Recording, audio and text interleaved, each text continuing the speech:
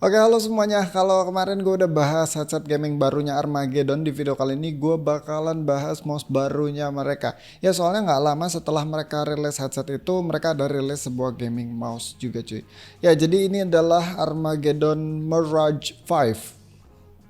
So basicnya ini tuh mouse gaming entry mid end ambidextrous dengan 3 mode koneksi. Kayak biasa dia bisa wired via USB-C ya. Kabel bawaannya ini bagus, udah paracord. Bisa wireless dongle 2,4 GHz juga yang lengkap. Di bawah mouse-nya ini ada slot buat simpan dongle-nya. Sama dia bisa Bluetooth 5.0. Buat shape-nya kayak yang tadi gua udah bilang ya, dia ini ambidextrous alias simetris dengan dimensi di sekitar 110 x 61 x 38 mm.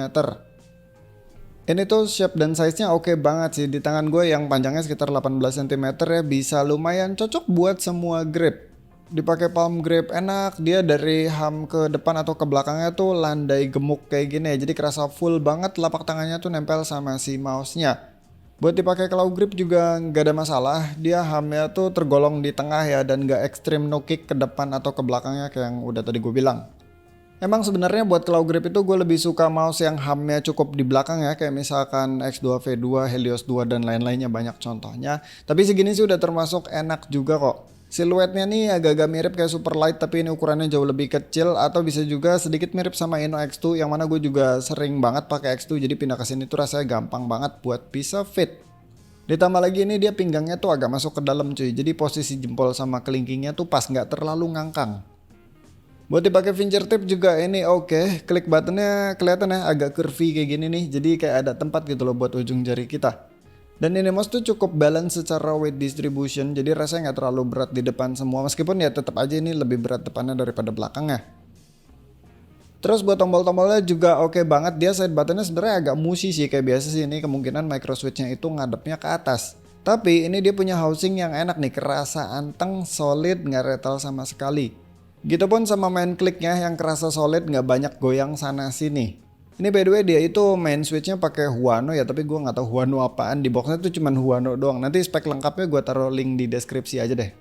Yang jelas ini feel-nya enak sih, dia minim banget post travel, tactile-nya juga berasa tapi nggak yang harsh. Buat scroll wheel-nya juga nggak ada masalah, dia stepnya tuh lebih ke arah tipis ya, nggak berisik atau hollow sama sekali dan minim banget wobble.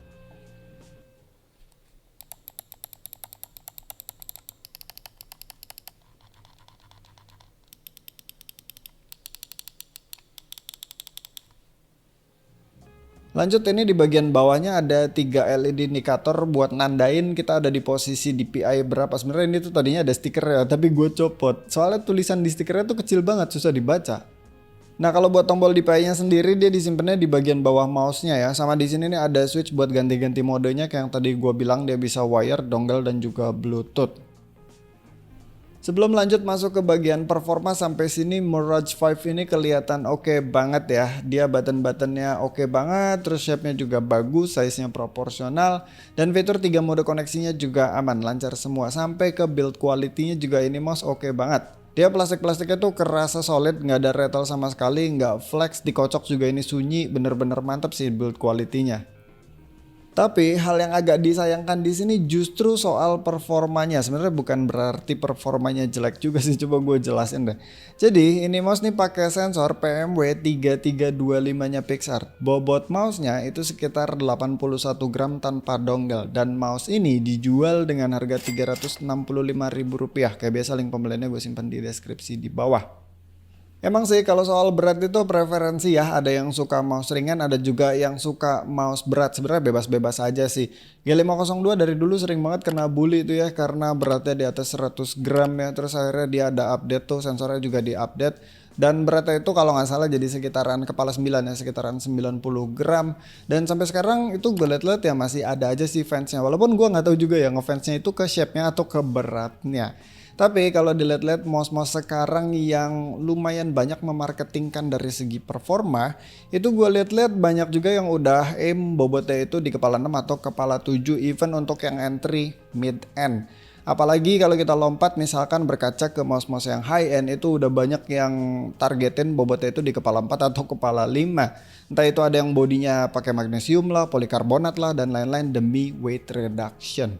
Sebenarnya sih ya buat gue pribadi yang gue sering daily pakai mouse di kepala 5 kepala 6 ya, pindah ke yang bobotnya di atas 80 gram. Ini ya oke-oke aja sih, emang kerasa berat ya, tapi maksudnya nggak sampai nyusahin. Lebih ke gue paling kerasa kalau dipakai gaming sih, kerasa banget gitu bedanya, apalagi gue sering pakai 600 atau 800 dpi yang mana pastinya sering ngangkat-ngangkat mouse-nya. Di sisi lain yaitu tadi karena ada faktor kebiasaan, jadi mungkin buat kalian yang biasa pakai mouse berat atau let's say yang tadinya pindah dari mouse yang sekitaran 100 gram, gue rasa justru bakalan enak pindah ke sini karena dropnya itu nggak jauh banget. Jadi emang balik lagi ke kebiasaan dan preferensi sih, tapi kalau emang selera gue sendiri ya gue udah lebih prefer mouse yang ringan karena gue ngerasain sendiri benefitnya kalau main FPS tuh jadi lebih effortless buat gliding ke sana sini dengan cepat. Nah terus soal sensor, kayak yang tadi gue bilang ya, mouse ini nih pakai PMW 3325-nya Pixar. Gue kayaknya udah nggak perlu jelasin PMW 3325 itu apaan ya, soalnya penonton gue kayak udah pada hafal banget sama 3325. Yang jelas ya kalau kita ngelihat scene sekarang based on kita ngeliatnya tuh dari perspektif harga ke sensor doang. Maksudnya harga segini nih dapat sensor apa gitu tanpa mempedulikan build quality, shape, garansi dan lain-lainnya. Itu kayaknya 3325 nih udah mulai berkurang pemainnya. Khususnya ya buat entry to mid end yang range-nya 300 sampai 400 ribuan yang akhirnya itu lumayan banyak mulai digantiin sama 3311. Oni R1 pertama keluar udah pakai 3311, M1 Lite itu pertama keluar pakai 3325, habis itu nggak lama dapat refreshment di M1 Next yang sensornya berubah jadi 3311. Gitupun sama kembarannya si WGC 5 yang dulunya 3325 terus akhirnya diupdate lagi di WGC 5S itu jadi 3311. Belum lagi kalau ngomongin kayak AJ099, VXR1 SI dan lain-lainnya masih banyak banget dah. Sebenarnya sih ya 3325 ini kalau dipakai daily atau gaming tipis-tipis ya udah cukup-cukup aja sih menurut gua. Tapi ya 3311 lebih oke lagi karena mau gimana pun juga tracking speed dan acceleration-nya tuh lebih tinggi daripada 3325. Ya gitu sih, lagi-lagi ini konteksnya cuman ngelihat dari harga ke sensor doang tanpa mempedulikan hal lainnya. Sebenarnya kalau preferensi gue pribadi kalau milih mouse ya gue bakalan menomorsatukan shape ya, termasuk di dalamnya ada dimensi juga. Cuman masalahnya shape dan dimensi ini agak tricky soalnya kita nggak bisa ngerasain shape-nya sebuah mouse hanya dengan melihat gambarnya atau ngebaca spesifikasi dimensinya. Tapi kalau sensor itu kan udah pasti ya, udah jelas karena dia ada parameternya kayak misalkan tracking speed, LOD, acceleration dan lain-lainnya. Tapi by the way di luar dari itu si Mirage 5 ini bagusnya dia udah ada softwarenya. Ini nggak semua yang pakai 3325 itu ada softwarenya. Seingat gue si RK3 itu nggak ada. Dan ini softwarenya ya udah termasuk lengkap banget sih. Pengaturannya ada macam-macam, kalian bisa lihat aja sendiri. Ini sampai ke polling rate juga bisa diatur yang mana dia mentoknya di 1000 Hz. Pokoknya ini softwarenya udah oke banget, udah cukup banget buat ngatur macam-macam dari si Mirage 5 ini. Nah terus dia ini pakai baterai 500 mAh, ini mirip-mirip sih kayak 3325 lainnya yang biasa tuh pakai di range 400 sampai 650-an mAh. Klaimnya sih ini bisa tahan sampai sekitaran 48 jam. Dia juga udah ada fitur auto sleep pastinya, yang enaknya ini dia buat bangunin laginya itu cuman digeser aja, maksudnya nggak perlu pencet apapun kecuali dia deep sleep ya. Sama ada hal yang menurut gua menarik banget dari Mirage 5 ini yaitu dia dapat garansi selama 2 tahun. Jadi lumayan lah ya beli mouse 300 ribuan worry free at least sampai 2 tahun. Dan satu lagi dia ada 2 varian warna ya, ada varian warna hitam kayak yang ada di gua ini sama satu lagi varian warna putih. Ya itu aja sih, paling kalau kalian ada pendapat seputar Armageddon Mirage 5 ini boleh tulis aja komentarnya di bawah ya. Kalau dari pendapat gue pribadi sih kayaknya udah tersampaikan semua ya, mungkin tambahan dikit aja deh ya. Kalau gue ngeliat si Mirage 5 ini based on sensor ya, kayaknya dia pengen jadi 3325 terbaik kali ya. Maksudnya software ada, garansi 2 tahun, build quality bagus, shape-nya bagus, size-nya proporsional, 3 mode koneksi pula. Kayaknya selama ini ya dari dulu sampai sekarang itu nggak ada 3325 yang selengkap ini. Terlepas dari ya sekarang ada 3311 juga. Ya jadi sampai sini aja videonya. Thank you yang udah nonton. Sampai ketemu di video selanjutnya. Bye.